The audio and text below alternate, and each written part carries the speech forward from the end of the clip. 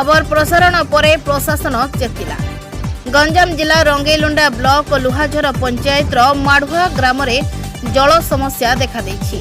दीर्घ 8 दिन धरी पाइप जोगे पानी आसुन लोके नाही नथिबा असुविधार सम्मुखीन होउछन्ति। ग्राम नलकूअरु जंप पानी बाहरुथिबारु ताहा व्यवहार होई पार नाही, जहाँफल लोकमाने बहु समस्या रहिछन्ति। एने लोकमाने ग्राम्य जल जोगाणर कनिष्ठ जंत्री नजर को आनिथिले, किंतु जंत्री महोदय एथिप्रति दृष्टि देउनाहांति बोली ग्रामवासी माने दाबी करछन्ति। जदि एहार समाधान शीघ्र न करा जाए ताहले ग्रामवासी माने ब्लॉक सम्मुखरे धारणा रे बसिबा पई बाध्य हेबे।